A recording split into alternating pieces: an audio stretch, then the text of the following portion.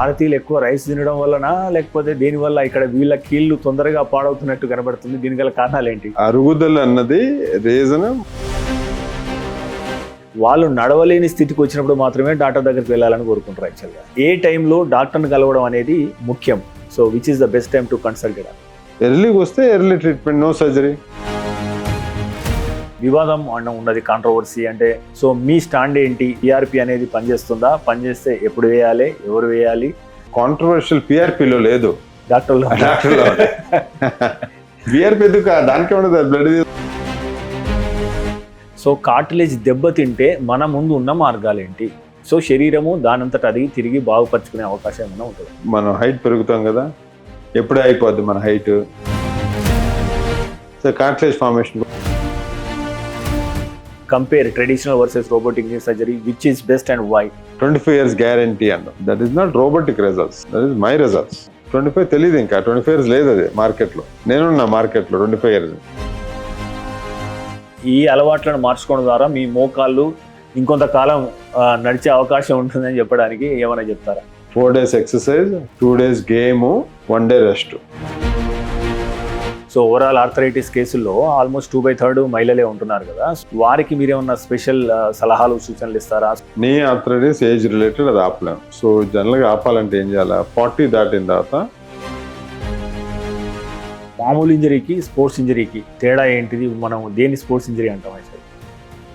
మామూలు ఇంజరీస్ అంటే, sports injuries అంటే మనం 2 రకాల మనుషులు ఉన్నారు యాక్చువల్గా. ఒకటి వారానికి 5 రోజులు పనిచేస్తూ వీకెండ్ వారియర్స్ అని చెప్పేసి 2 రోజులు మాత్రమే ఆడతారు, ఎక్స్టెన్సివ్గా ఆడతారు వాళ్ళు. ఇంకొంతమంది ఉన్నారు, సో మీరు అన్నట్టు 1 రోజు లీవ్ తీసుకుంటారు, but there is no gym, only 6 రోజులు బ్యాడ్మింటన్ ఆడతారు. కరెక్ట్. వీరికి సలహా ఇవ్వండి. 3 hour గేమ్ ఆడాలంటే బాడీని ఆ లెవెల్కి బిల్డ్ చేయాలి కదా. బిల్డ్ చేయకపోతే సచిన్ టెండూల్కర్కి టెన్నిస్ ఎల్బో వచ్చింది అని చెప్పేసి అంటారు. సో అంటే ఈజ్ ఇట్ కమ్స్ అండర్ మీ దానిలోకే వస్తుందా సార్ టెన్నిస్ ఎల్బో? ఇది ఎందుకు ఏర్పడుతుంది? 2 పదాలు ఉన్నాయి, టెన్నిస్ ఎల్బో, గాల్ఫర్ ఎల్బో అనేది. మన ఎముకల కోసం ఏది బెస్ట్ వాటర్, ఏ దాని బాగుంటుంది? బెస్ట్ వాటర్ అంటే బెస్ట్ వాటర్ గ్రౌండ్ వాటర్ కన్నా ఈ ఆల్కలైన్ వాటర్ కానీ హైడ్రోజన్ వాటర్లో యాంటీ ఆక్సిడెంట్ ప్రాపర్టీ ఉంటుంది. యాంటీ ఆక్సిడెంట్ ఏం చేస్తుంటే, మెటల్ అనేది ఫారెన్ బాడీ, బట్ ఈ మెటల్ మీద బ్యాక్టీరియా ఏదన్నా వచ్చిందంటే చాలా ఫాస్ట్గా గ్రో అయ్యే అవకాశం ఉంటుంది కదా. సాధారణంగా అవుట్ ఆఫ్ 100లో ఇట్లా ఇన్ఫెక్షన్ వచ్చే అవకాశాలు ఎంతవరకు ఉండే అవకాశం ఉంది? సర్జన్కి భయం, పేషెంట్కి భయం. పేషెంట్ అనుకుంటాడు సర్జన్కి ఏముందని ఇన్ఫెక్షన్ వస్తే అనుకుంటాడు కదా, సర్జన్కి అంతకన్నా భయం ఉంటుంది ఇన్ఫెక్షన్ వస్తే పేషెంట్ కానీ. ఓకే, మనం చెప్పమంటే మనం మెటల్ తొడిగామనుకో పైన అతకదు, లోపలే బతికిద్ది ఇన్ఫెక్షన్. లోపలే ఎక్కడ మనం బోన్కి నీ రిప్లేస్మెంట్తో పోతే హిప్ రిప్లేస్మెంట్కి ఎక్కువ టైం పడుతుంది రికవరీకి, ఇది ఎక్కువ క్లిష్టమైనది. మీరు నివృత్తి చేయండి. How safe it is? యాక్చువల్గా ఏంటంటే నేను మా పేషెంట్కి రివర్స్ చెప్తాను, నీకన్నా హిప్పే బాగా ఫాస్ట్గా రికవర్ అయింది. ఓకే, ఎందుకంటే హిప్లో ఎక్కువ మజిల్ డిస్టర్బ్ చేయం. ఈ టెలిమెడిసిన్ ఎట్లా వస్తుంది సార్? అంటే ఫ్యూచర్లో మనం ఇక్కడ ఉండి వేరే దేశాల్లో ఆపరేషన్ చేసే ఫెసిలిటీ ఏమన్నా వచ్చే అవకాశాలు ఉన్నాయా? ఆర్థోలో ఎప్పటికి రాదు, ఎందుకంటే ఆర్థో కొనలేని అంటే హెల్త్ ఇన్సూరెన్స్ తీసుకునే వాళ్ళకి. సో మీరు ఏం చెప్తారు? హెల్త్ ఇన్సూరెన్స్ అంటే రాను మెడికల్ కాస్ట్ పెరుగుతుంది కదా, మీరు అన్న రోబోటిక్స్ కావచ్చు, ఏ కావచ్చు. ఈ రిప్లేస్మెంట్ 2.5 లక్షలు అయింది అనుకో, ఎన్ని సంవత్సరాలు కడితే 2.5 అయితే 25 years కట్టాలా. ఏనా ఇవాళ చాలా హ్యాపీగా ఉన్నావు? మెడిసిన్ బిల్ ఇంత తక్కువగా వస్తే హ్యాపీగా ఉండక ఎలా ఉంటామమ్మా? ఇంత తక్కువ రేట్కే ఇస్తున్నారంటే క్వాలిటీలో ఏమైనా డిఫరెన్సెస్ ఉన్నాయేమో? మార్కెటింగ్, డిస్ట్రిబ్యూషన్, ఇంకోటోనే అదనపు ఛార్జీలు లేవు కాబట్టే 50 to 80% మనకి డిస్కౌంట్ లో ఇస్తున్నారు. Med plus. Hi viewers, welcome to మెట్లెస్ వన్ టీవీ. దేశంలోని ప్రముఖ డాక్టర్స్ను పరిచయం చేసే వేదిక డాక్టర్స్ టాక్ కు స్వాగతం. ప్రస్తుతం మనం యశోద హాస్పిటల్ హైటెక్ సిటీలో ఉన్నాం. మనతో ఉన్నారు ప్రముఖ ఆర్థో, అదే రకంగా మనకు స్పోర్ట్స్ ఇంజరీస్ స్పెషలిస్ట్. సో తను ఎంఎస్తో పాటు FRCS లండన్లో చాలా కాలం పనిచేశారు. సో ఆయన అడిగి భారతీయులకు ముఖ్యంగా ఎందుకు కీళ్లు తొందరగా పాడవుతున్నాయి, ఈ పిఆర్పి, అదే రకంగా రోబోటిక్ నీ రీప్లేస్మెంట్స్, సో ఇందులో వస్తున్న ఆధునిక మార్పులు ఏంటి, ఈ వైద్యంలో రానున్న రోజుల్లో ఎలాంటి మార్పులు వచ్చే అవకాశం ఉంది అనే అంశాలను అడిగి తెలుసుకునే ప్రయత్నం చేద్దాం. సో డాక్టర్ గారు నమస్తే అండి. నమస్కారం. సో డాక్టర్ గారు, మీరు యాక్చువల్ గా యూరోప్ లో 10 years ఎబో ఉన్నారు. మనకు అంటే ఇప్పుడు ఇండియన్స్ చూస్తే ఆల్మోస్ట్ ఒక 50 ఏళ్ళకే ఇక్కడ కీళ్ళ సమస్యలు ఎక్కువ ఉన్నట్టు కనబడుతుంది. బట్ యూరోపియన్లు ఆల్మోస్ట్ 60 ఏళ్ళకు కూడా బాగా యాక్టివ్ గా ఉన్నట్టు కనబడుతుంది యాక్చువల్ గా. సో మరి భారతీయులు ఎక్కువ రైస్ తినడం వల్లనా, లేకపోతే దేని వల్ల ఇక్కడ వీళ్ళ కీళ్లు తొందరగా పాడవుతున్నట్టు కనబడుతుంది? దీని గల కారణాలు ఏంటి? అరుగుదల అన్నది రీజన్, మన యాక్టివిటీ, లైఫ్ స్టైల్ అంతే. ఓకే. ఈ మా ఫాదర్కి జెనెటిక్గా ప్రాబ్లం ఉంది, డయాబెటీస్ ఉంది, అవన్నీ అనకూడదు. మనము ఫిజికల్ యాక్టివిటీ మెయింటైన్ చేస్తూ, లైఫ్ స్టైల్ని జాగ్రత్తగా మేనేజ్ చేస్తూ, మనం తినే తిండిని, చేసే ఎక్సర్సైజ్ని జాగ్రత్తగా చేసుకుంటే నువ్వు ఎప్పుడు హెల్దీగా, యాక్టివ్గా, ఏ జాయింట్ ప్రాబ్లమ్స్, ఏ బీపీ, ఏ షుగర్ రాకుండా మెయింటైన్ చేయొచ్చు. ఓకే.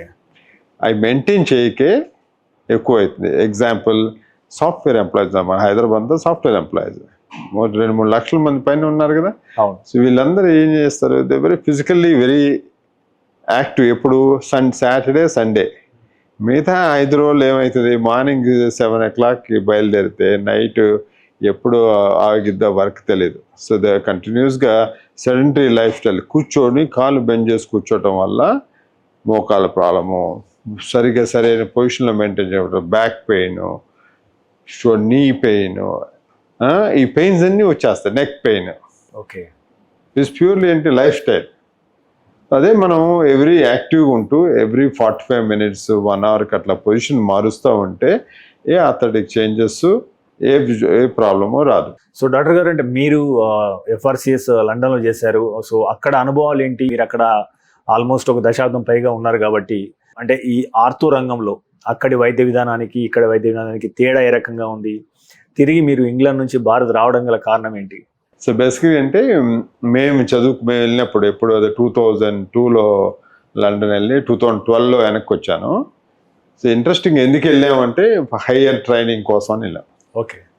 ఇంటెన్షన్ హైయర్ ట్రైనింగ్తో పాటు కొద్దిగా డబ్బులు సంపాదించి అక్కడ సూన్ రియలైజ్ చేసుకునేది అంటే హైయర్ ట్రైనింగ్ అమేజింగ్, ఎక్సలెంట్. ఎందుకంటే డిసిప్లిన్ ఉంటుంది ట్రైనింగ్లో. ఆ డిసిప్లిన్ ఇప్పుడు మనం వెనక్కి రావడంతో ఆ డిసిప్లిన్ ఇండియాకి తీసుకొచ్చాం. మనం ఆల్రెడీ పీపుల్ డిసిప్లిన్తో పాటు ఇప్పుడు బెటర్ మనం. ఇప్పుడు we are nowhere inferior to any other country అని గట్టిగా చెప్పొచ్చు.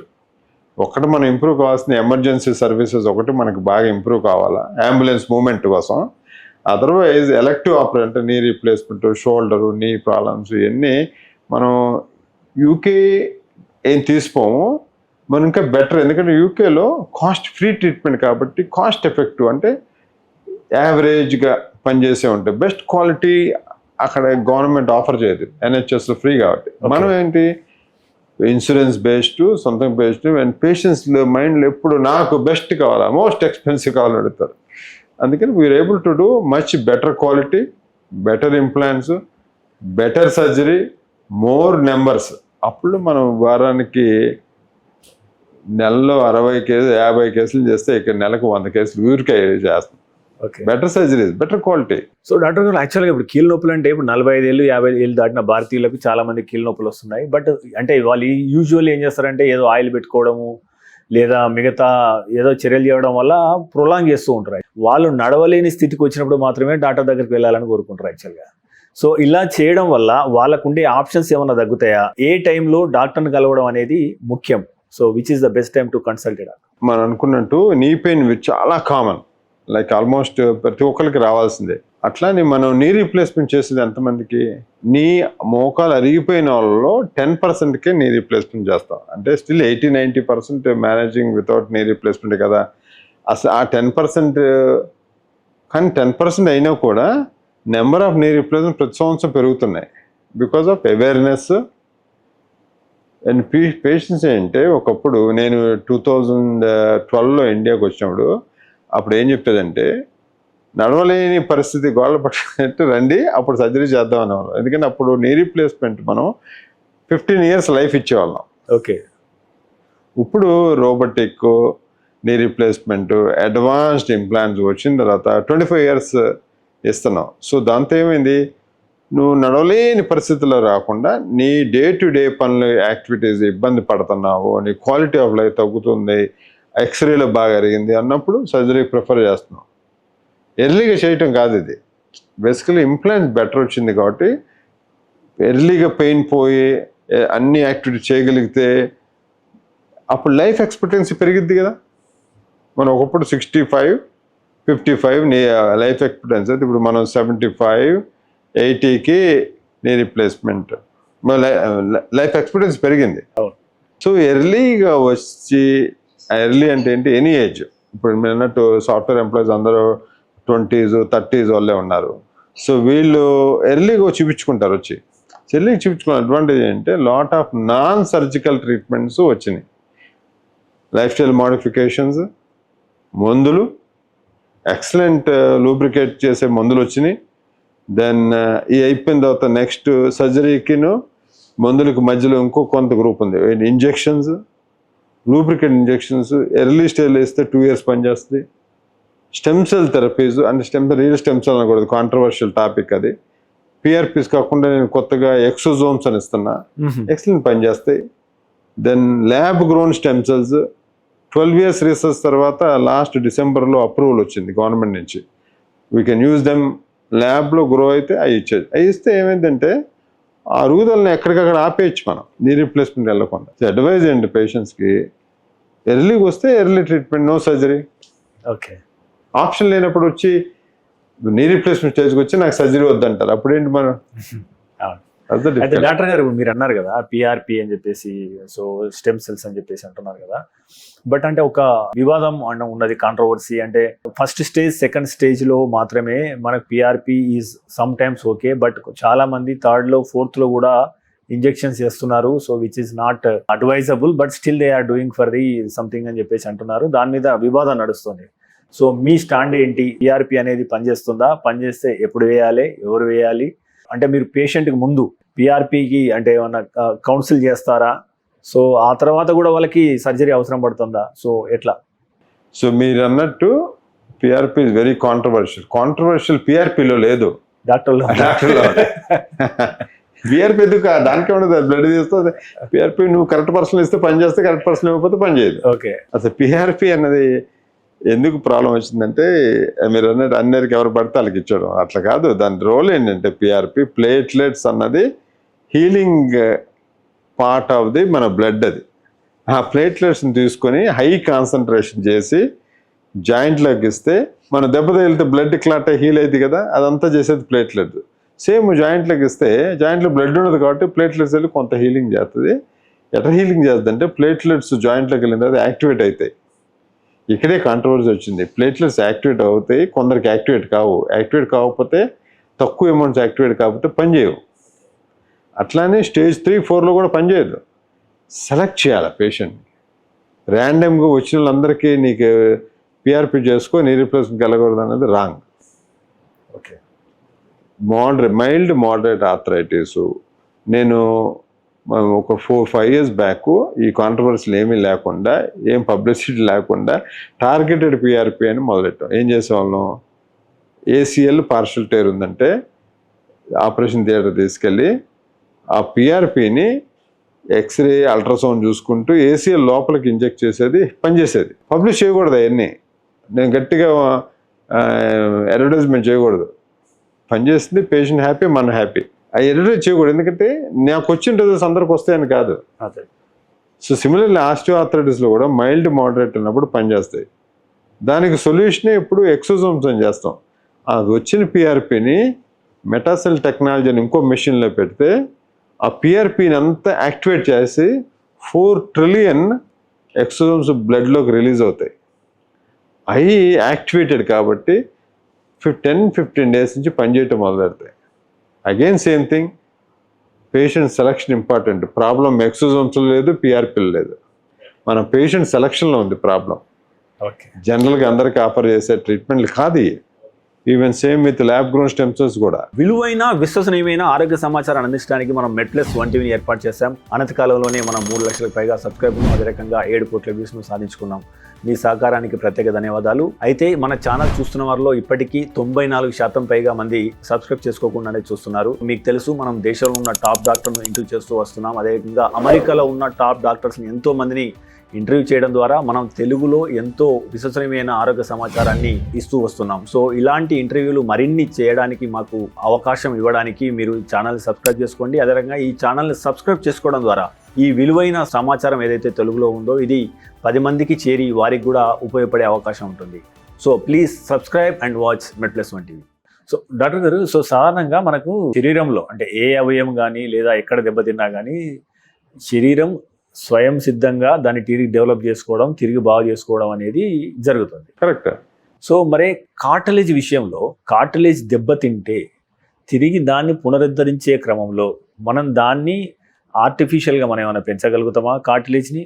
సో కార్టిలేజ్ దెబ్బతింటే మన ముందు ఉన్న మార్గాలు ఏంటి?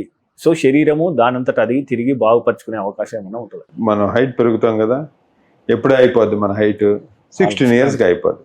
సో కార్టిలేజ్ ఫార్మేషన్ కూడా 16 yearsకి అయిపోద్ది. ఓకే. 16 ఏళ్ళకి ఫుల్ బాడీ అడల్ట్ ఫామ్ వచ్చేసింది. ఓకే.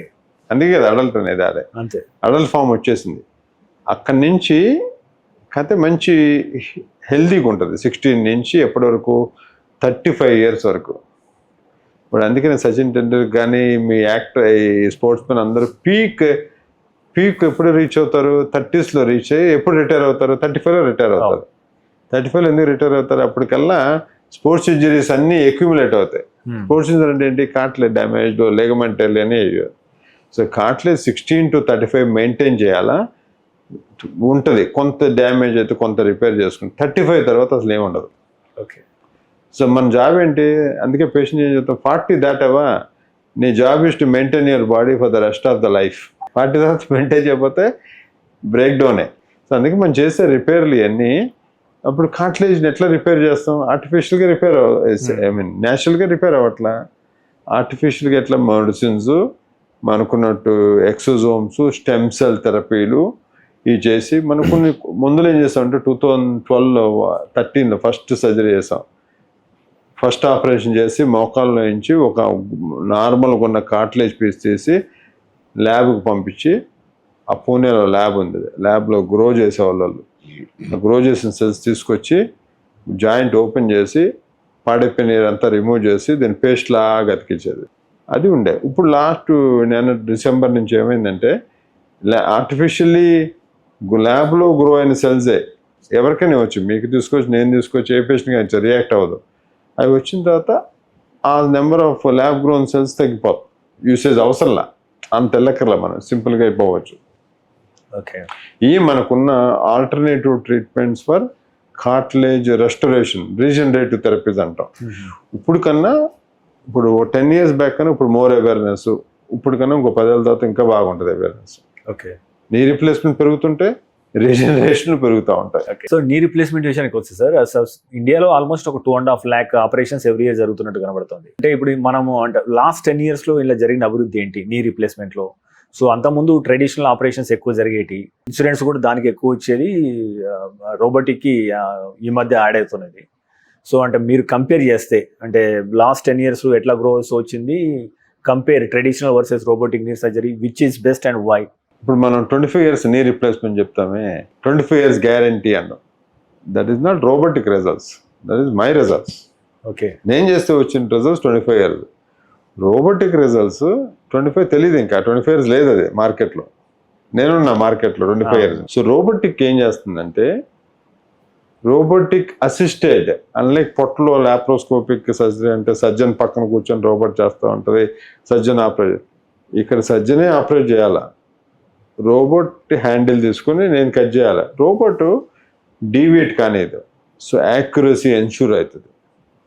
సర్జరీ చిన్నగా అయింది. సో రోబోటిక్ ఒకప్పుడు రోబోటిక్ సర్జరీస్ 1.5-2 hours పడతాయి. ఇప్పుడు రోబోటిక్ సర్జరీస్ మామూలు నేను చేసి ఎంత అవుతుందో రోబోటిక్ సర్జరీస్ కూడా అంతే అవుతుంది. So robotic advantage is precision, accuracy, less pain, because your స్మూత్గా ఉంటుంది, ఎక్కువ జాయిన్ అటు ఇటు కదలపాల్సిన అవసరం లేదు. So early recovery. ఓకే. మనకి ఈ మధ్య కొన్ని పేషెంట్ చేస్తాం అసలు రోబోటిక్ ఎవరికి ఉపయోగం. ఆయనకి ఎప్పుడో 15 ఏళ్ల క్రితం కాలుకి పైన కింద ఫ్రాక్చర్లు అయ్యి రాడ్లు ప్లేట్లు ఉన్నాయి. మామూలుగా నేను చేయాలంటే ఏం చేసేది, ప్లేట్లు రాడ్లు తీసేయాలి ఒకసారి, ఒక ప్లేట్ ఒకసారి, ఇంకో ప్లేట్ ఇంకోసారి, మూడోసారి నీ రీప్లేస్మెంట్. ఎన్ని సర్జరీలు 3 అయినాయి. ఇప్పుడు ఆ రాడ్లు ప్లేట్లు అన్నీ అట్లాగా ఉంటాయి, దానిపై నుంచి నీ రీప్లేస్మెంట్ చేసేయచ్చు. Only possible with robotic. ప్లేట్లు అట్లాగా ఉంటుంది, రాడ్డు అట్లాగా ఉంటుంది. రోబోటిక్ అన్నీ అవసరం లేదు కదా, బయట మెజర్ చేసుకుంటాం, ఆ బోన్ని పైపైన రిమూవ్ చేస్తాం, ఇంప్లాంట్ పెట్టేస్తాం. అది major advantage. Sub millimetre accuracy అంట. 1 మిల్లీమీటర్ కూడా డిఫరెన్స్ రాదు లెక్క ప్రకారం. అంటే మనం ఇచ్చే ఫీడ్బ్యాక్. రోబోట్ ఏంటి, రోబోట్ ఎట్లా పని చేస్తుంది, మనం ఇచ్చే ఇన్పుట్ బట్టి అది అవుట్పుట్ వస్తుంది. మన ఇన్పుట్ రాకుంటే అది రాగేస్తుంది అవుట్పుట్. మన ఇన్పుట్ కరెక్ట్ ఉండాలి ఫస్ట్ అది. సో మన రోబోటిక్ ట్రైనింగ్ అవ్వాలి, అయితే అప్పుడు యాక్యురసీ. సో డాక్టర్ గారు, యాక్చువల్గా ఇప్పుడు మన ఇండియన్స్కి కొన్ని అలవాట్లు ఉంటాయి. అంటే మన కింద సక్లం ముక్లం పెట్టి కూర్చోవడం, చిన్నప్పటి నుంచి మంటం వేసుకొని కూర్చోవడం, పూజా గృహంలో కూర్చోవడం, ఇండియన్ కమోడ్స్ వాడడం, అంటే ఎలాంటి అలవాట్లు ఫ్యూచర్లో మన మోకాళ్ళను దెబ్బతీస్తున్నాయి? కొందరు మెట్లెక్కడం కూడా మోకాళ్ళకు మంచిది కాదు అని అంటారు. అంటే మీ దృష్టిలో ఈ అలవాట్లను మార్చుకోవడం ద్వారా మీ మోకాళ్ళు ఇంకొంతకాలం నడిచే అవకాశం ఉంటుందని చెప్పడానికి ఏమైనా చెప్తారా? మీ పేరెంట్స్, మీ తాతలు, ముత్తాతలు అందరూ కింద కూర్చోవడం అలవాటే. అవును, కింద కూర్చొని వాళ్ళకేం అరగలేదు. సో కింద కూర్చోవడం రాంగ్ కాదు, కానీ ఇప్పుడు వాళ్ళు అసలు ఆ గ్రూప్ ఇంపార్టెంట్ కాదు. మనకేది బాస్పట్లు వేసుకోవడం కూర్చోవడం అరిగిపోద్ది అని అది కాదు పాయింట్. సెడెంటరీ లైఫ్ స్టైల్ అన్నాం కదా. ఇప్పుడు మనం ఏం చేస్తున్నాం, కాల్ని చైర్లో, మంచి చైర్లో కాళ్ళు వెనక్కి ఫోల్డ్ చేసి కూర్చున్నాం, సకల ముఖంతో ఈక్వల్. అండ్ మనం బాస్పట్లు వేసి కూర్చుంటే ఎంతసేపు కూర్చుంటాం, 15 minutes, 20 minutes, 30 minutes, 8 hours కూర్చోం కదా, 10 hours కూర్చోం కదా. వీళ్ళని సాఫ్ట్వేర్ ఎంప్లాయీస్ కానీ, లేకపోతే ఇప్పుడు మోస్ట్ ఆఫ్ ది ఎంప్లాయీసే కదా అందరం.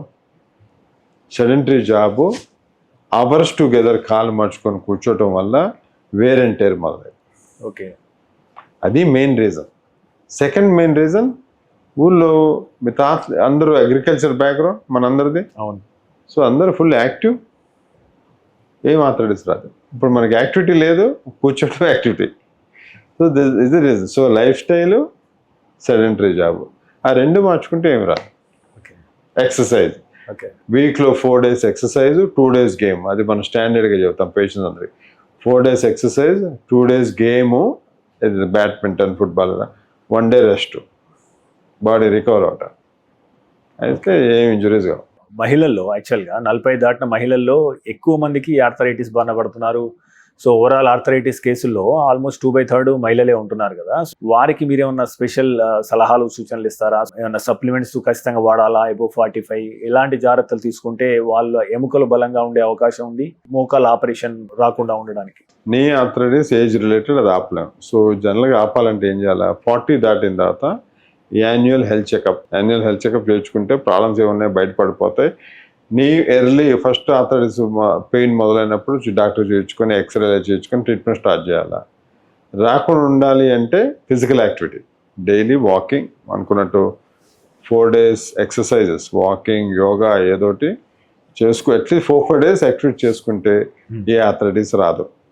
మనం చెప్పేది అవాయిడ్ చేయాల్సింది ఏంటంటే, ఏమి యాక్టివిటీ లేకుండా మనం ఏం చేస్తాం, ఏమి యాక్టివిటీ లేకుండా వీకెండ్ వెళ్ళి ఫుల్ యాక్టివిటీ చేస్తారు, అప్పుడు ఇంజురీస్ పెరుగుతాయి, ఆర్థరైటిస్ వస్తాయి. Physical activity, good food. ఇప్పుడు ఏంటి మన ప్లస్ ఇప్పుడంతా వాటర్ స్కేర్సిటీ, మనం అంతా బోర్ వాటర్ తాగుతాం. సో బోర్ వాటర్లో ఏంటి, హై టీడీఎస్ కౌంట్ ఉంటుంది, నాట్ గుడ్ ఫర్ హెల్త్. అందుకని ఏం చేస్తాం, ఆర్ఓ వాడతాం. ఆర్ఓ టీడీఎస్ గవర్నమెంట్ సెట్ చేస్తున్నట్టు 250, 325 లోపు ఉంటే బాగుంటుంది. ఈ టీడీఎస్ 15-16 ఉందంటే ఇది we are basically drinking distil water తాగుతున్నట్టే. డీమినరలైజ్ అయిపోతాయి బోన్స్ పోతాయి. దిస్ నో ఎసెన్షియల్ మినరల్స్ లేదు, బేసికలీ డిస్టిల్ వాటర్ తాగుతున్నాం మనం, దాంట్లో ఏముండదు. సో ఏ రీజన్స్ యాక్చువల్గా ఇంత టెక్నాలజీ వచ్చినా ప్రాబ్లమ్స్ ఎందుకు పెరుగుతున్నాయంటే because of the food habits, food pollution, water problem, దీనివల్ల మనకి ప్రాబ్లమ్స్ పెరుగుతాయి. యాక్చువల్గా మీరు స్పోర్ట్స్ ఇంజరీ స్పెషలిస్ట్ కాబట్టి సో దాని గురించి మనం మాట్లాడదాం. సో ఇప్పుడు మామూలు ఇంజరీకి స్పోర్ట్స్ ఇంజరీకి తేడా ఏంటిది? మనం దేని స్పోర్ట్స్ ఇంజరీ అంటాం యాక్చువల్లీ? మామూలు ఇంజరీస్ అంటే యాక్సిడెంట్ రిలేటెడ్ ఇంజరీస్, బైక్ యాక్సిడెంట్లు ఇవన్నీ. స్పోర్ట్స్ ఇంజరీస్ అంటే మనం గేమ్స్ కామన్గా మన సిటీలో చూసే స్పోర్ట్స్ ఇంజరీస్ అంటే రన్నింగ్ వీటిలో తక్కువ మంది వస్తారు. నాకు ఎక్కువ మంది వచ్చేది బ్యాడ్మింటన్, టెన్నిస్, ఫుట్బాల్, క్రికెట్ వాళ్ళు బాగా వస్తాయి. ఈ స్పోర్ట్స్ ఇంజరీస్ ఏంటంటే ఎందుకు వస్తాయంటే sports injuries games especially they're called start games అంటాం. అంటే బ్యాడ్మింటన్ ఆడుతున్నాం అనుకో, కాకెట్ వస్తుందో తెలియదు కదా, so you basically change direction, start మళ్ళీ. సో ర్యాపిడ్గా స్ప్లిట్ సెకండ్స్లో ఈ డైరెక్షను సడన్ స్పీడ్ టక్ అయిపోతావు, ఫ్రమ్ అంత స్పీడ్ అయిపోయి జీరోకి వస్తావు, మళ్ళీ అదే స్పీడ్ మారు. సడన్ చేంజెస్లో నీ జర్కీ అయిపోతుంది. షోల్డర్ అది నీ కామన్.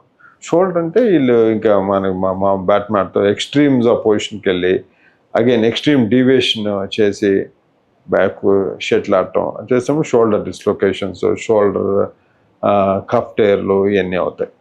సో అది మెయిన్. అంటే మీరు ఏమన్నా సలహా ఇస్తారు? ఎందుకంటే మీరు చాలా స్పోర్ట్స్ ఇంజరీ చూస్తారు కాబట్టి మీరు ఏమన్నారు, 4 days exercise, 2 days game, 1 day rest అన్నారు యాక్చువల్గా. బట్ యూజువల్లీ 2 రకాల మనుషులు ఉన్నారు యాక్చువల్గా. ఒకటి వారానికి 5 రోజులు పనిచేస్తూ వీకెండ్ వారియర్స్ అని చెప్పేసి 2 రోజులు మాత్రమే ఆడతారు, ఎక్స్టెన్సివ్గా ఆడతారు వాళ్ళు. ఇంకొంతమంది ఉన్నారు, సో మీరు అన్నట్టు 1 రోజు లీవ్ తీసుకుంటారు, but there is no gym, only 6 రోజులు బ్యాడ్మింటన్ ఆడతారు. కరెక్ట్. వీరికి సలహా ఇవ్వండి. సో ఏం చేస్తే బాగుంటుంది? మీరు చెప్పింది కరెక్ట్. మన రెగ్యులర్ పేషెంట్ చెప్తా, ఇదే గ్రూపులు ఉంటాయి మనకి, అసలు ఏమీ చేయరు, ఏదో యాక్సిడెంట్ అయింది. రెండో గ్రూపు వారం అంతా ఏం చేయరు, ఫుల్ బిజీ. 2 రోజులు వీకెండ్ ఎట్లా గేమ్ ఆడతారు, వాళ్ళ టీనేజర్ కాలేజ్ డేస్లో, స్కూల్ డేస్లో ఆడతారు గేమ్, ఆ టేబుల్లో ఆడతారు, ప్రాక్టీస్ ఏం లేదు. మూడోది ఏంటంటే కంటిన్యూస్ గేమ్ ఆడతారు, నో ఫిట్నెస్. సో మనం 4 రోజులు స్ట్రెంగ్త్ ట్రైనింగ్ అంటాం. ఐడియల్ ఏంటి, స్ట్రెంగ్త్ ట్రైనింగ్ చేసుకోవాలా. ఇప్పుడు నేను చెప్తాను పేషెంట్ వెళ్ళి గోపీచంద్ అకాడమీలో చూడండి ఎట్లా ఆడుతున్నారో. పెద్ద పెద్ద ప్లేయర్స్ కూడా అకాడమీ శ్రీకాంత్ వీళ్ళందరూ రోజంతా ఆడినా కూడా దానికి ఈక్వల్ అండ్ డబుల్ అమౌంట్ స్ట్రెంగ్ చేసుకుంటారు వాళ్ళు. స్ట్రెంగ్ చేస్తేనే 4 hours స్ట్రెంగ్ చేస్తే 3 hours గేమ్ ఆడగలరు. 3 hours గేమ్ ఆడాలంటే బాడీని ఆ లెవెల్కి బిల్డ్ చేయాలి కదా, బిల్డ్ చేయకపోతే ఇంజరీస్ అయిపోతాయి. సో మనం చెప్పేది వీళ్ళందరూ చెప్పేది అంటే స్ట్రెంగ్ చేసుకొని గేమ్ ముందల 15 minutes చక్కటి వార్మప్ అంటే బాడీని ప్రిపేరింగ్ ఫర్ ద గేమ్ అయిపోయింది. గేమ్లో హైడ్రేషన్ అంటే యాడిక్వేట్, మనం చెమట పోతా ఉంటే చెమటను రీప్లేస్ చేయాలి మనం. అయిపోయిన తర్వాత నైస్ స్ట్రెచ్ చేసి బాడీ ఇంటికి వెళ్ళేది ఎట్లా ఉండాలంటే గేమ్ ముందు ఎట్లా ఉండాలో గేమ్ అయిపోయింది అట్లాగా ఉండాలి. మజిల్ స్ట్రైట్గా అయిపోయి ఇంటికి వెళ్ళామనుకో ఇంజరీస్ అవుతాయి. సో యాక్చువల్గా ఇప్పుడు ఇంజరీస్ అంటున్నాం కదా సార్, యాక్చువల్గా ఇప్పుడు ACL టైర్ అంటే ఇప్పుడు ఎప్పుడైనా బ్యాడ్మింటన్ ఆడుతున్నాం, మనం ఏదో రాంగ్ ఫుట్ వేసినాము, చిన్న నొప్పి అనిపించింది మనకి, అప్పుడు ఏం చేయాలి? యాక్చువల్గా కొంతమంది మళ్ళీ తిరిగి దాన్ని ఆడడము, అది గాయం ఎక్కువ అవ్వడము జరుగుతుంది కదా. మనకి ఎప్పుడైనా ఇన్కన్వీనియన్స్ జరిగినప్పుడు మోకాల్లో కానీ ఎక్కడైనా కానీ, సో ఏ జాగ్రత్తలు తీసుకోవడం ద్వారా దాన్ని తీవ్రమైన సమస్యగా మారకుండా మనం చేసే అవకాశం ఉంటుంది? బేసిక్గా అంటే స్పోర్ట్స్ ఇంజరీ ప్రతి ఒక్కటి ACL కంప్లీట్గా తెగిపోదు. ACL కంప్లీట్గా తెగిపోతేనే లేకపోతే 50% కన్నా ఎక్కువ తెగితేనే ఇంపార్టెంట్. ఎందుకంటే ACL అన్నది తాళ్ళు లాంటిది, నొలక తాళ్ళు లాంటిది, మిలియన్స్ ఆఫ్ ఫైబర్స్, సంతాళ్ళు కలిపితేనే ఒక ACL అయింది. సో తెగిపోతే పీసులు అయిపోద్ది. సో అందుకని రిపేర్ మెకానిజం ఉండదు. 50% వరకు తెగితే ఏం చేయక్కర్లా, 50% కన్నా ఎక్కువ ఉంటే మనం సర్జరీ చేయాల్సిందే. ACLకి అసలు ఆల్టర్నేటివ్ లేదు. అసలు ఫస్ట్ ఇంజరీ అయింది అనుకో, గేమ్లో అయింది, వాళ్ళు ఏం చేస్తారు, నేను కామన్గా అనేది అంటే బాగానే ఉంది, 2 రోజులు రెస్ట్ ఇస్తాడు, నడుస్తాడు, ఫ్రీ అయిపోద్ది జాయింట్, మళ్ళీ గేమ్ ఆడతారు. సో ఆ పార్షియల్ ఇంజరీ వల్ల ఫుల్ టైర్ అయిపోద్ది. ఓకే, ఫుల్ టైర్ అయిన వాళ్ళు ఆడలేరు. ఎందుకంటే నెక్స్ట్ టైం అటెంప్ట్ చేసినా కూడా, ఫాస్ట్గా నడిచినా అటెంప్ట్ చేసినా కూడా వాళ్ళకి నీ జర్కీ అయిపోద్ది. ఇన్స్టెబిలిటీ అంటాం. పెయిన్ కన్నా పడిపోతానేమో కాన్ఫిడెన్స్ ఉండదు. సో ఫస్ట్ ప్రివెంట్ చేయాల్సింది మనం ఫుల్ టైర్ ప్రివెంట్ చేయొచ్చు. ఎట్లా, ఫస్ట్ టైం తేడా ఉంది, డౌట్ ఉంది అంటే రెస్ట్ ఇచ్చేసి డాక్టర్ని కన్సల్ట్ చేస్తే డాక్టర్ మనం అసెస్ చేసుకుంటాం. మనకి ఏం MRI అవసరంలా, అసెస్ చేసుకుని నీకు ACL టైర్ ఉంది లేకపోతే జాగ్రత్తగా ఉండు, 3 weeks 4 weeks పట్టిద్ది హీల్ అవటానికి, ఆ తర్వాత చూద్దాం అంటాం. అట్లా ఫాలో అయితే అసలు ఏమి ప్రాబ్లం ఉండదు. సో సాధారణంగా ఫస్ట్ మాట్లాడితే సచిన్ టెండూల్కర్కి టెన్నిస్ ఎల్బో వచ్చింది అని చెప్పేసి అంటాం యాక్చువల్గా. సో అంటే ఈజ్ ఇట్ కమ్స్ అండర్ మీ దానిలోకే వస్తుందా సార్ టెన్నిస్ ఎల్బో? ఇది ఎందుకు ఏర్పడుతుంది? 2 పదాలు ఉన్నాయి, టెన్నిస్ ఎల్బో, గాల్ఫర్ ఎల్బో అని. గాల్ఫర్ అనేది మోచే లోపలే ఉంటుంది, టెన్నిస్ అనేది బయట ఉంటుంది. టెన్నిస్ గాల్ఫర్ ఎందుకన్నా అంటే టెన్నిస్ ఇట్లా కొడతాడు కాబట్టి బ్యాక్ హ్యాండ్ కొడతాడు కాబట్టి ఇది వస్తుంది, గాల్ఫర్ ఫోర్ హ్యాండ్లో కొడతాడు కాబట్టి లోపల పక్క వస్తుంది. సో అది మెయిన్ రీజను. సో ఇదేంటి it's called repetitive strain injury. స్పోర్ట్స్లోనే కాదు, ఐటీ వాళ్ళు కూర్చొని పనిచేస్తున్నా కూడా రెపిటేటివ్ స్ట్రెయిన్ వస్తుంది. సో దీనికి ట్రీట్మెంట్ ఫస్ట్ అయితే మందులు పెడతాం, టెన్నిస్ ఎల్బో బ్యాండ్ వేసుకుంటాం, హీల్ అవ్వనిస్తాం. దాంతో హీల్ అవ్వకపోతే అప్పుడు మనం దానికి ఇంజెక్ట్ చేస్తాం. చాలామంది స్టెరాయిడ్ ఇస్తారు, మనం ప్రిఫరబుల్ స్టెరాయిడ్ ఇవ్వం. దానికి ఏం చేస్తామంటే మనం ఇందాక అనుకున్నట్టు ఎక్సోజోమ్స్ ఇంజెక్షన్, పిఆర్పి నుంచి వచ్చిన ఎక్సోజోమ్స్ ఇస్తే హీల్ అయిపోద్ది. ఆ హీల్ అవడానికి 4 to 6 weeks పట్టింది. అప్పటి వరకు టెన్నిస్ ఎల్బో బ్యాండ్ తొడుక్కోవాలా. ఇప్పుడు మీరన్న బ్యాడ్మింటన్ ఆడేవాళ్ళు ఒకవేళ ఈ టేర్స్ కాకుండా ఉండాలంటే మీరు చెప్పింది ఏంటి? ఒకటేమో strength training. So it's better to 3 days 4 days strength training తర్వాత ఓన్లీ 2 days ఆడమన్నారు. But most of the people we play for 5 days or 6 days every, అంటే యూజువల్లీ.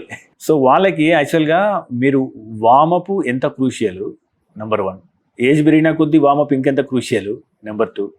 నెంబర్ 3 నీ క్యాప్స్ లాంటివి, సో ఇలాంటి లేదా కాల్కి గమ్స్ లాంటివి ఇవన్నీ వేసుకోవడం ద్వారా ఏమన్నా ఉపయోగం ఉంటుందా రియల్లీ? జనరల్గా అయితే ఇంజురీ లేకపోతే ఏం అవసరం లేదు.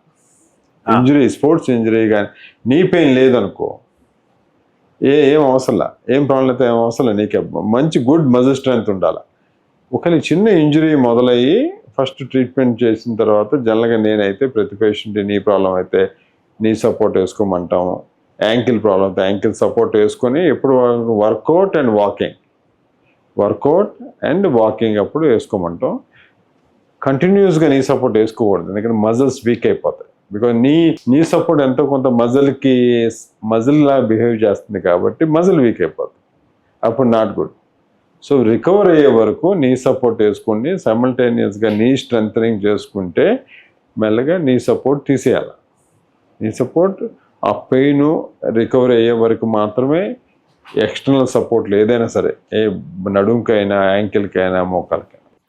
అంటే ఇప్పుడు మనం టెక్నాలజీ పెరిగిన తర్వాత ఈ ప్యూర్ వాటర్ అని డిస్టిల్ వాటర్ తాగుతున్నాం, మినరల్స్ లేకుండా అని చెప్పేసి. అది ఒక పెద్ద సబ్జెక్ట్ అయిపోయింది. అంటే మా దానిలో కాపర్ ఉందంటారు కొంతమంది, మా దానిలో రివర్స్ ఆస్మోసిస్ అంటారు కొంతమంది ఆల్కలైన్ అంటారు.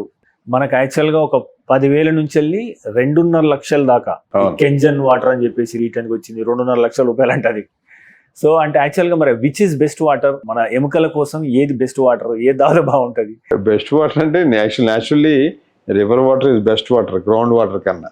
ఓకే, టీడీఎస్ కౌంట్ చూసుకోవాలి కదా, TDS count. So TDS is RO వాటర్లో కూడా టీడీఎస్ గవర్నమెంట్ మీరు అన్నట్టు మా ఇంట్లో కూడా ఒక రకమైన వెరైటీ వాటర్ ఉంటాయి. టీడీఎస్ కౌంట్ చూసుకోవాలి. గవర్నమెంట్ సప్లై చేసినప్పుడు 250 to 325, 350 మధ్యలో ఉంటుంది. సో ఇట్స్ గుడ్ వాటర్, అన్ని మినరల్స్ అన్నీ ఉంటాయి. పొల్యూషన్స్ ఏం తీసేయాలి. అయితే మనకి ప్రాబ్లం ఏంటి, బోర్ వాటర్ తీసుకుంటే టీడీఎస్ కాకుండా ఆయిల్ కంటెంట్, ఆ కంటెంట్, ఈ కంటెంట్, అందుకనే ఆర్ఓ యూజ్ చేస్తాం. So TDS maintain between 250 to 350 is a good, జనరల్గా గుడ్ అంటారు. ఇక ఈ ఏంటంటే నాట్ 100% ప్రూవ్ అనేది కెంగెన్ ఎనర్జిక్ ఉంది కదా, ఆల్కలైన్ వాటర్ని ఆల్కలైన్ చేస్తా అంటే pH పెంచిద్ది. బాడీ pH 7.4 అంటే అది 7.8 అట్లా ఉంటుంది pH. ఆ pH ఉండటం వల్ల దాని యాంటీ ఆక్సిడెంట్ ప్రాపర్టీస్ హెల్ప్ఫుల్ అంటారు. నేను అలాంటిది ఇంకోటి కూడా వాడతాను, హైడ్రోజన్ వాటర్ అని వాడతాను నేను. మీరంటే ఎక్స్పెన్సివ్ మెషినే, ఎందుకంటే నాకు కూడా భయమే, నేను మనకు వాటర్ తాగే వాటర్ ఎట్లా ఉంటుంది అని చెప్పేసి. దీనికి ఈ ఆల్కలైన్ వాటర్ కానీ హైడ్రోజన్ వాటర్లో యాంటీ ఆక్సిడెంట్ ప్రాపర్టీ ఉంటుంది. యాంటీ ఆక్సిడెంట్ ఏం చేస్తుంటే oxidation is a reason for cancers. Okay, oxygen అంటే గ్లూకోజు ఆక్సిజన్ని బాగా సప్లై చేస్తే క్యాన్సర్ బ్రూ అవుద్ది అన్నది కాన్సెప్ట్ కదా. అందుకే ఎక్కడైనా షుగర్ ఉన్నాయి. సో దాన్ని మనం యాంటీ ఆక్సిడెంట్ ఇస్తే ఏమైందంటే దానివల్ల మనకి risk of cancers, risk of diseases తగ్గాలన్నది కాన్సెప్ట్. ప్రూవెన్ కాదు ఇవన్నీ. ఓకే, ఎక్కడో వేగ్గా స్టడీ ప్రూవెన్ కాదు. నమ్మిన వాళ్ళు వాడతారు, నమ్మిన వాళ్ళు వాడరు. ఓకే. కరెంట్లో అయితే అవన్నీ కాకుండా RO water, TDS maintain 250 to 350 is good water. So doctor గారు ఇప్పుడు మీరు అన్నారు, సో యాక్చువల్గా నీ రిప్లేస్మెంట్ అంతకుముందు 10-15 ఏళ్ళు ఉండేది, ఇప్పుడు 25 ఏళ్ళు దాకా దాని డ్యూరబిలిటీ వచ్చింది అని చెప్పేసి. సో అంటే ఇప్పుడు మనం వాడే మెటల్స్ రిలేటెడ్గా అంటే ఎట్లా అడ్వాన్స్మెంట్ ఎట్లా వచ్చింది, ముఖ్యంగా రోబోటిక్స్లో ఎలాంటి మార్పులు వచ్చినాయి వచ్చే 10 ఏళ్లలో ఈ నీ రిప్లేస్మెంట్ సంబంధించి కానీ. సో ఇప్పుడు మనము GPS గైడెడ్ అని చెప్పి చేస్తున్నాం కదా, ఎలాంటి అత్యాధునిక నీ రిప్లేస్మెంట్ సర్జన్ ఇప్పుడు మనకు అందుబాటులో ఉంది, నెక్స్ట్ 10 yearsలో ఏం జరగబోతుంది ఈ వైద్యంలో? 15 years బ్యాక్ 15 years సర్వీస్ ఉన్న నీ రీప్లేస్మెంట్ కూడా స్టీల్ అంటే కోబాల్ట్ క్రోమ్, స్టీల్ అనకూడదు ఎందుకంటే దాంట్లో ఐరన్ కంటెంట్ ఉండదు అసలు మనం వాడే అట్లో. ఐరన్ ఉంటే దానికి లైఫ్ వస్తుంది, పాడైపోద్ది అని. కోబాల్ట్ క్రోమ్ వితౌట్ ఐరన్ అయితే రస్ట్ అవ్వదు. లో కార్బన్, కార్బన్ ఉంటే మళ్ళీ రస్ట్ అయితే కార్బన్ ఉండదు. సో ఇప్పుడు దానికి దీనికి డిఫరెన్స్ ఏంటంటే quality of alloy, cobalt chrome alloy has improved a lot. Number 1 iron content తక్కువ ఉంటుంది. నెక్స్ట్ అంటే డిజైన్ ఫిలాసఫీ మారిపోయింది. అప్పుడు మనకి 50 years బ్యాక్ నీ రీప్లేస్మెంట్కి ఇప్పటికీ డిజైన్ మారిపోయింది. ఇప్పుడు నీ రీప్లేస్మెంట్ మోర్ మన న్యాచురల్ నీ ఎట్లా కదిలిద్దో అట్లా కదులుతున్నాయి. కైనమాటిక్స్ అంటాం. కైనమాటిక్స్ వల్ల అంటే డెవలప్ చేశారు, అందువల్ల we are able to do it.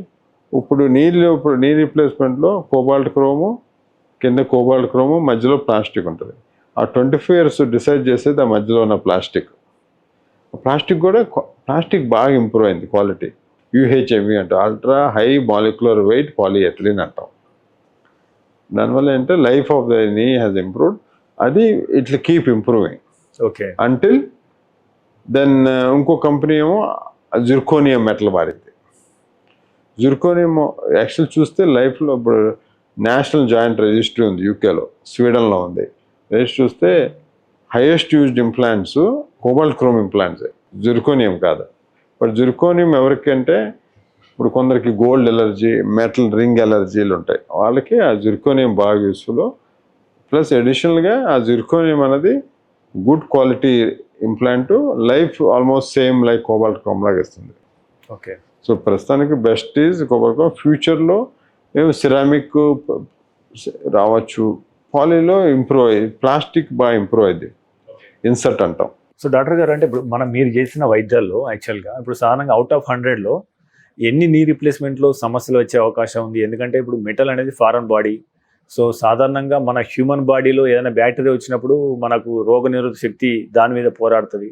But ఈ మెటల్ మీద బ్యాక్టీరియా ఏదన్నా వచ్చిందంటే చాలా ఫాస్ట్గా గ్రో అయ్యే అవకాశం ఉంటుంది కదా. సాధారణంగా అవుట్ ఆఫ్ 100లో ఇట్లా ఇన్ఫెక్షన్ వచ్చే అవకాశాలు ఎంతవరకు ఉండే అవకాశం ఉంది? దాన్ని ప్రివెంట్ చేయడానికి మీరు తీసుకునే జాగ్రత్తలు ఏంటి? సో నీ రీప్లేస్మెంట్లో అన్నిటికన్నా భయంకరమైనది ఇన్ఫెక్షనే. సర్జన్కి భయం, పేషెంట్కి భయం. పేషెంట్ అనుకుంటాడు సర్జన్కి ఏముందని ఇన్ఫెక్షన్ వస్తే అనుకుంటాడు కదా, సర్జన్కి అంతకన్నా భయం ఉంటుంది ఇన్ఫెక్షన్ వస్తే పేషెంట్ కానీ. ఓకే, మనం చెప్పం అంతే, లోపల భయం ఉంటుంది పేషెంట్కి ఇన్ఫెక్షన్ మనం ఎట్లా మేనేజ్ చేయాలని. ఇన్ఫెక్షన్ తగులుకుందంటే బోన్కి పోదు.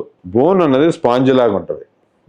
మనం మెటల్ తొడిగామనుకో పైన అతకదు, లోపలే బతికిద్ది ఇన్ఫెక్షన్. లోపలే ఎక్కడ మనం బోన్కి ఇంప్లాంట్, స్టీల్ ఇంప్లాంట్ తొడుగుతాం, ఈ పైన రాదు, కింద వస్తుంది. బోన్కి ఇంప్లాంట్ అక్కడికి ఏ యాంటీబయాటిక్ వెళ్ళదు, ఏ బ్లడ్ వెళ్ళదు కదా, యాంటీబయాటిక్ దూరదు. ఇన్ఫెక్షన్ చుక్క డబుల్ మెల్లగా ఆ ఇంప్లాంట్ని లూజ్ చేస్తుంది ఇన్ఫెక్షన్. అందుకని first most important operation theatre sterility. మన థియేటర్లో పెద్ద బోర్డు పెడతాం, డోంట్ ఎంటర్ అన్నెసరీ అని ఆపేస్తాం. Number of people in theatre limit చేస్తాం. వాటికి వెళ్ళిన తర్వాత ప్రతి సిస్టర్, అటెండర్స్ ఎక్కువ మంది కనిపించకూడదు, ఎవరన్నా బయట పంపించడం. Ultimately loss is for the patient infection వస్తే, అండ్ ఇండైరెక్ట్లీ ఫర్ డాక్టర్. దాన్ని ఎక్కడిక్కడ క్లీన్నెస్ మెయింటైన్ చేస్తే ఇన్ఫెక్షన్ రిస్క్ తగ్గిద్ది. Patient prone for infection, diabetic patients, urinary infections, chest infection ఇవన్నీ ఫస్టే క్లియర్ చేస్తాం. ఇప్పుడు డయాబెటిక్ పేషెంట్ ఎక్స్ట్రా కేర్ తీసుకుంటాం, యూరిన్ ఇన్ఫెక్షన్ రాకుండా మానిటర్ చేస్తూ ఉంటాం. మానిటర్ చేస్తూ ఉంటే ఏ ఇన్ఫెక్షన్ రాదు. ఇప్పుడు నేను యూకేలో 1 in 100 అనేవాళ్ళు, ఎందుకంటే మన యాంటీబయాటిక్లు హార్డ్లీ యూజ్ చేస్తాం. ఇక్కడ మనకు భయం కాబట్టి ఇంకా జాగ్రత్తగా ఉంటాం కాబట్టి మనకి ఇన్ఫెక్షన్ రిస్క్ 1 in 500 ఉంటుంది. నాకు స్పెషల్గా ఇంకా మన 500 కూడా ఎందుకు అనుకుంటాం, 1 in 500 అనుకుంటాం, అందుకని 1 in 1000కి తీసుకొచ్చాం. ఏ స్పెషల్ ఏం లేదు, నేను చేసేది బయట డాక్టర్ స్పెషల్ ఏం, జాగ్రత్తగా ఉండాలి అంతే. సర్జరీ అప్పటి నుంచి డిశ్చార్జ్ అయ్యి ఫస్ట్ 2-3 నెలలు, ఎస్పెషల్లీ ఫస్ట్ 2 వారాలు బాగా జాగ్రత్తగా ఉండి హీల్ అయిపోతాయి.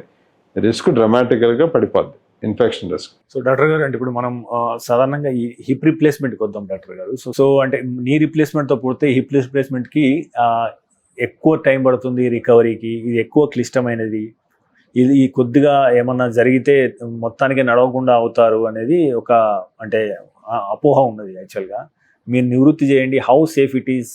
సో ఇది కూడా అంటే నీ సర్జరీ లాగానే ఎక్కువ సక్సెస్ రేట్ ఉన్నదేనా, సో ఏమన్నా కాంప్లికేషన్స్ వస్తాయా, so what to understand before going for the hip replacement surgery? యాక్చువల్గా ఏంటంటే నేను మా పేషెంట్కి రివర్స్ చెప్తాను, నీకన్నా హిప్పే బాగా ఫాస్ట్గా రికవర్ అయింది.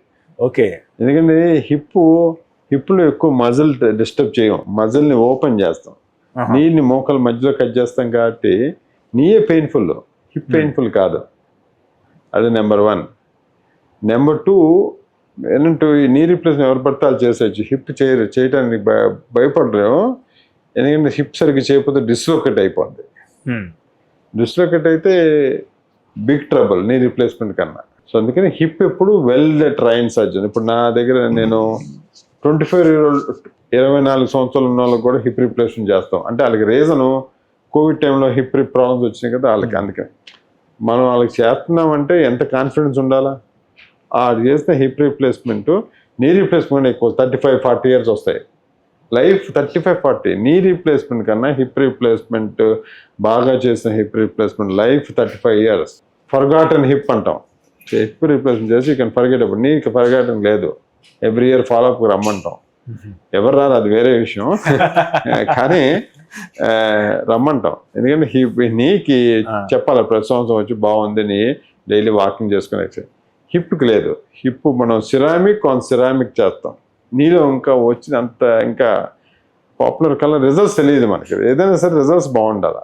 సిరామిక్ హిప్ రిప్లేస్మెంట్ చేస్తే అసలు ఎప్పటికి ఫెయిల్ అవుతుంది. రన్నింగ్, వాకింగ్ అన్నీ చేసుకోవచ్చు, ఎక్సెప్ట్ కింద కూర్చోవడం తప్ప. Okay, good hip surgery is ఎక్కువ సంవత్సరాలు లాస్ట్ అయితే నీ రిప్లేస్మెంట్ కన్నా. సాధారణంగా డాక్టర్ గారు, సో హిప్ రిప్లేస్మెంట్ కానీ నీ రిప్లేస్మెంట్ కానీ ఈ పోస్ట్ రికవరీకి అంటే వాళ్ళు ఏం చేస్తే బాగుంటుంది అంటే మీరు ఎలా చెప్తారు అయితే ఫిజియోథెరపీ చేయాలి, ఇట్లా చేయాలి అనేది, how crucial it is for the faster recovery. So అది ఎంత ముఖ్యమైనది తొందరగా కోలుకోవడానికి, తొందరగా నడవడానికి, దానికి స్ట్రెంగ్త్ ఇవ్వడానికి పోస్ట్ సర్జరీ రికవరీలో. సో పేషెంట్ ఏం చేయాలి, దాని యొక్క ప్రాముఖ్యత ఏంటి? ఇదేంటే నీ రీప్లేస్మెంట్ అంటే మీ జనరల్గా ఏ పేషెంట్ ముందరకు రాడు, అమ్మ భయంకరంగా ఉంటుంది కదా సర్జరీ తర్వాత అంటారు. అంటే ఏంటి, సర్జరీ కన్నా ఫిజియోథెరపీ ఈజ్ హారిబుల్ అన్నది ఒక కాన్సెప్ట్ పడిపోయింది మైండ్లో. దానికి రీజన్ ఏంటంటే ఫిజియోథెరపిస్ట్ ఏమనుకుంటాడు, కాలు పట్టుకొని ఇరిచేయాలి 120 degrees వరకు ఒకటే రోజు.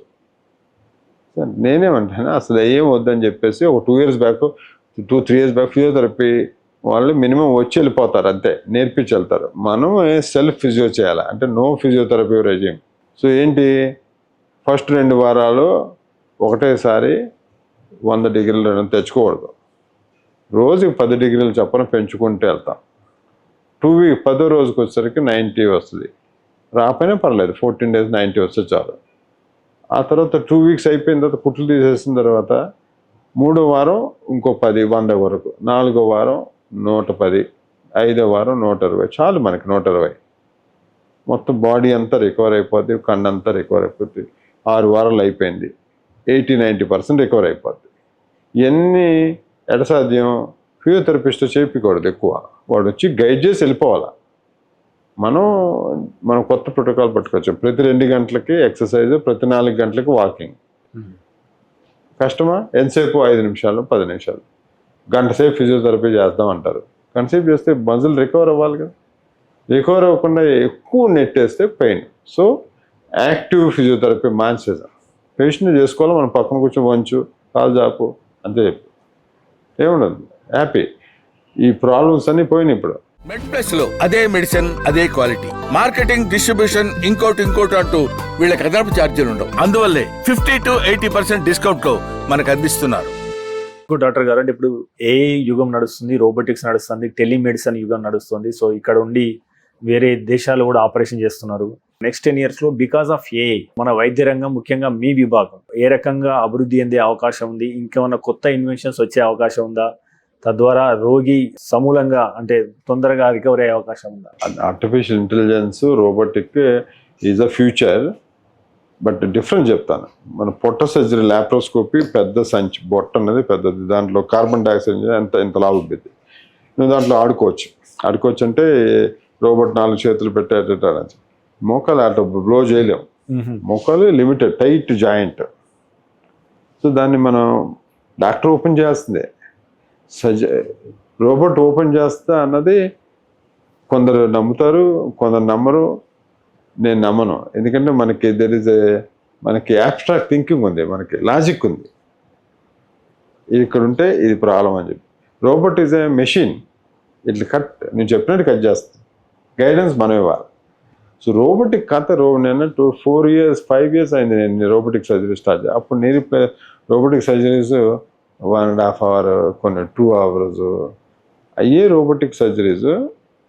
కొత్త కంపెనీస్ కొత్త రోబోట్స్ పట్టుకురావటం సింప్లిఫై అయిపోయింది. ఇప్పుడు సర్జరీ లైక్ ఇవాళ చేస్తాం రోబోటిక్ సర్జరీలో 45 minutes నీట్గా మనం బిగినింగ్ నుంచి ఎండింగ్ వరకు రోబోటిక్ సర్జరీ 45 minutes అయిపోద్ది. ఎప్పుడు వి నెవర్ హర్డ్. సో 2.5 గంటలు ఫాస్ట్ సర్జన్స్ కూడా ఉన్నారు. ఓకే. బట్ వాటికి పాయింట్ ఏంటంటే రోబోటిక్ సర్జరీ సింప్లిఫై అయిపోయింది, కష్టపడక్కర్లే ఎక్కువ. సో డెఫినెట్గా ఎవరికి బెనిఫిట్? నాకన్నా మనకి జూనియర్ డాక్టర్లు ఫ్రెష్లీ ట్రైన్ అవుతున్నారు, వాళ్ళకి రోబోటిక్ బెటర్. ఎందుకంటే robot will assist them to do better surgery. So ఈ టెలిమెడిసిన్ ఎట్లా వస్తుంది సార్? అంటే ఫ్యూచర్లో మనం ఇక్కడ ఉండి వేరే దేశాల్లో ఆపరేషన్ చేసే ఫెసిలిటీ ఏమన్నా వచ్చే అవకాశాలు ఉన్నాయా? అంటే మీరు ఎట్లా ఎన్విసైజ్ చేస్తున్నారు? What is your prediction? ఆర్థోలో ఎప్పటికి రాదు. ఎందుకంటే ఆర్థో జాయింట్స్ ఓన్లీ పాసిబిలిటీ ఏంటంటే పొట్టలో సర్జరీస్ ఏముంటాయి, లివరు, కిడ్నీలు, యూట్రస్, జాయింట్లకి రాలేవు. ఎందుకంటే జాయింట్లు అన్నీ టైట్ జాయింట్లు కదా. దీన్ని రోబోట్ పక్కన కూర్చొని చేయలేడు. పక్కన మనం డైరెక్ట్ చూడాలా, నరువు కనిపించాలా, నరువుని ఒకరు ప్రొటెక్ట్ చేయాలా. ఇట్లా ఐ డోంట్ థింక్ ఇప్పుడు రాదు. మరి ఏమన్నా ఫ్యూచర్లో మారుతాయని చూడాలి, కానీ అది అనుకోవట్లేదు అది వస్తుంది. ఇన్ఫ్లేషన్ 6% పెరుగుతుంది సార్, బట్ మెడికల్ ఇన్ఫ్లేషన్ అనేది 14% పెరుగుతుంది. సో 14 ఉందా? కొనలేని అంటే హెల్త్ ఇన్సూరెన్స్ తీసుకునే వాళ్ళకి. సో మీరు ఏం చెప్తారు? హెల్త్ ఇన్సూరెన్స్ అంటే రాను మెడికల్ కాస్ట్ పెరుగుతుంది కదా. మీరు అన్న రోబోటిక్స్ కావచ్చు, ఏఐ కావచ్చు. సో ఇప్పుడు జాస్పర్, గామా నైఫ్, కొత్త టెక్నాలజీస్ మనం ఇన్స్టాల్ చేస్తున్నారు హాస్పిటల్స్ వాళ్ళు. రానున్న రోజుల్లో హెల్త్ కేర్ కాస్ట్ ఏ రకంగా పెరిగే అవకాశం ఉంది? హెల్త్ ఇన్సూరెన్స్ ప్రాముఖ్యత ఏంటి? ఇప్పుడు మన గవర్నమెంట్ సపోర్ట్ ఉంది, ఆరోగ్యశ్రీ ఉంది. ఆరోగ్యశ్రీలో లిమిటేషన్ ఉంది, quality of implants, quality of surgeries. ఇప్పుడు మన ప్రైవేట్ ఇన్సూరెన్స్లో దేర్ ఇస్ నో లిమిటేషన్. నువ్వు ఏ టెక్నాలజీకైనా వెళ్ళొచ్చు. అట్లా రూముల్లో జనరల్ ఉండొచ్చు, సూట్ రూమ్ ఉండొచ్చు, సేమ్ ఇన్సూరెన్స్లో. సో ఇన్సూరెన్స్ కాస్ట్ మన అఫోర్డబిలిటీ బట్టి పెరగాల. ఇప్పుడు మనకి ఇన్సూరెన్స్ హైదరాబాద్లో ఒక రేట్ ఉంటే సేమ్ సర్జరీ బెంగళూరులో ఇంకొద్దిగా ఎక్కువ ఉంటుంది, ఢిల్లీలో ఇంకొద్దిగా ఎక్కువ ఉంటుంది. ఇట్లా so you need a good. మనకు ఇప్పుడు సిటీ జనరల్గా ఏంటంటే ఇప్పుడు any surgery for single person అంటే 5 lakhs ఉండాలా. ఫ్యామిలీ ఆఫ్ 4 అంటే around 7 to 10 lakhs as a floater policy. Generally నా ఉద్దేశంలో ఇది గుడ్ పాలసీ అనిపిస్తుంది. నేను కూడా తీసుకుంటాను. నేను డాక్టర్ అయినా కూడా నా ఓన్ ఫ్యామిలీకి I have insurance. Our calculations are based on the same current. మీరు అన్నట్టున్నారు 14% ఇన్ఫ్లేషన్ ఉన్నారని. సో దాని ప్రకారం మనం కూడా ప్రీమియం పెంచుకుంటూ ఉండాలి. మనం వాడకపోయినా ఇన్సూరెన్స్ కంపల్సరీ ఉండాలా to get the best quality treatment. Okay. నువ్వు తక్కువ ప్రీమియం కట్టుకుంటే బేసిక్గా చెప్తా సింపుల్ ఎగ్జాంపుల్, 5 లక్షలకి 10,000 ఇన్సూరెన్స్ ప్రీమియం అయిందనుకో, నీ రీప్లేస్మెంట్ 2.5 లక్షలు అయిందనుకో. ఎన్ని సంవత్సరాలు కడితే 2.5 అయితే 25 years కట్టాలా. దాని బదులు 25 yearsలో ఒక్కసారి వాడుకున్నా ఇక ప్రీమియం ఫ్రీ వచ్చినట్టే కదా. అవును. మా పేషెంట్ కన్విన్స్ చేసి తీసుకొని చెప్తా ఉంటా అందరికి. ఓకే. సో ఫైనల్గా సార్ అంటే ఏదైనా 2 stories చెప్పగలుగుతారా? అంటే మీ పేషెంట్ స్టోరీస్ మీకు బాగా సంతృప్తినిచ్చినాయి కానీ, లేదా ఎక్కువ అంటే సంక్లిష్టంగా మారి మీరు సక్సెస్ఫుల్గా చేసినాయి కానీ, లేదా సో మీకు ఆత్మసంతృప్తిని మిగిల్చినాయి కానీ, ఎక్కువ సంతృప్తినిచ్చినాయి కానీ 1 or 2 cases from your experience? అది చాలా ఉంటాయి మనకి, అసలు చాలా ఎన్యూర్. ఎందుకంటే satisfaction for a doctor so patient come smiling and says thank you, అంతకన్నా సాటిస్ఫాక్షన్ ఏంటి? అవును. It's not the money, that what drives the doctor. Yes. బయట ఏమనుకుంటారు, డబ్బుల కోసం. డబ్బులు కాదు, అట్లా డిఫరెంట్ గ్రూప్ ఉంటుంది పేషెంట్, మా డాక్టర్లు ఉంటారు, మనకు అనవసరం. What gives satisfaction is a happy patient, A happy doctor. అదే ఫండమెంటల్. చాలా ఉంటాయి మనకి. ఒకటి ఆర్బిల్ పంపండి, 15 years నుంచి కాళ్ళు 45 degrees 50 degrees బెండ్ అయిపోయి, ఇట్లా బెండ్ అయిపోయి ఈజ్ అబౌట్ 1/2 feet షార్టర్. దానివల్ల ఈ అందరి చేతులు ఏంటంటే వీ డన్ ఇట్ అబౌట్, ఇప్పుడు ఎంత ఒక 3rd weekలోకి వచ్చారు ఆయన. అసలు ఆయన నార్మల్ కాదు. ఆయన వైఫ్ని తీసుకొని వచ్చాడు సార్ నీ రీప్లేస్మెంట్ కోసం. వాళ్ళ వైఫ్కి చేయలేదు, ఆయనకి చేసాం. Complex knee replacement. Will have plenty of them. అసలు మామూలుగా ఉండదు. They are all super happy. మనకి అప్పుడప్పుడు ఒకటి గుర్తుపెట్టుకున్నాను ఉందంటే we are not a good doctor. మన ప్రతి పేషెంట్ ఈజ్ అ స్టోరీ. అంటే మీరు ఆపరేషన్ చేసిన అతిపెద్ద వయసు నీ రీప్లేస్మెంట్ ఎంత సార్? నేను చేసింది 84. 84 నాకు బాగా గుర్తు. ఎందుకంటే ఆ 84 అదే రోజు 60లో చేసాం. 84 సెకండ్ డే డిశ్చార్జ్ చేసి వెళ్ళిపోయింది, ఇంకా హ్యాపీ. ఆ 64 వాళ్ళు ఫుల్ 3-4 రోజులు ఉన్నారు. అంటే age is not the criteria, physical fitness is criteria. Okay. 84 super good ఉంటారు, 60లో సూపర్ బ్యాడ్ ఉంటారు. So age is not criteria, it's fitness. అందుకనే మనం కొందరు 40కి చేస్తాం knee replacement. Very rare, of course అనకూడదు అసలు, వెరీ వెరీ రేర్. కానీ వాళ్ళకి దర్ ఇస్ అన్ ఇండికేషన్. మనకి యావరేజ్గా knee replacement age 55. Men 60 and above. అట్లాంటి నేను అందరూ చెప్తాను, నాకు నీ రీప్లేస్మెంట్ ఏజ్ వస్తే నాకు 70+ ఏజ్ బెటర్ అని. కానీ 70 వరకు ఇబ్బంది పడుతూ ఉండకూడదు. You have to live happy. ఎప్పుడు ప్రాబ్లం ఎక్కువ అవుతుంది అనుకున్నప్పుడు అప్పుడు you should go for a surgery. So ideally 70 వరకు నీ రీప్లేస్మెంట్ చేసుకుంటే ఇబ్బంది కాదు అనుకుంటారు. జనరల్గా ఏంటంటే లైఫ్లో ఒక సర్జరీ అనుకుంటే ఎప్పుడు 25, 100 - 25 అంటే so around 60 and above is a good age. 60 and above. Okay. But unfortunately మనం అనుకున్నట్టు ఐడియల్ కండిషన్స్ ఎప్పుడు ఉండవు. ఒకవేళ ఒక టైప్లో వస్తారు. 60 వస్తే ఏంటంటే జనరల్గా 70 years ఏజ్ వచ్చే వరకు పనిచేస్తే జాయింట్ జనరల్గా ఫెయిల్ అవుతుందంట అనుకుంటాం. ఎందుకంటే 70 తర్వాత తక్కువ మందికి ఫెయిల్ అయ్యింది. ఏజ్ 70 కొద్దిగా మనకి యాక్టివిటీ తగ్గిద్ది కదా. అందుకని 60, 55 కూడా ఇట్స్ ఓకే. మనం ఇంప్లాంట్ అది ఇంప్రూవ్డ్ కాబట్టి మనకి పెద్ద వరి అసలు లేదు ఇప్పుడు. సో థ్యాంక్ యూ డాక్టర్ గారు, ఎన్నో విషయాల మీద మీరు లోతైన విషయ పరిజ్ఞానం అందించారు. థ్యాంక్ యూ డాక్టర్ గారు, thank you very much. Thank you. ఇది ఈ వారం ఇంటర్వ్యూ. చూస్తూనే ఉండండి మెడ్ ప్లస్ 1 TV.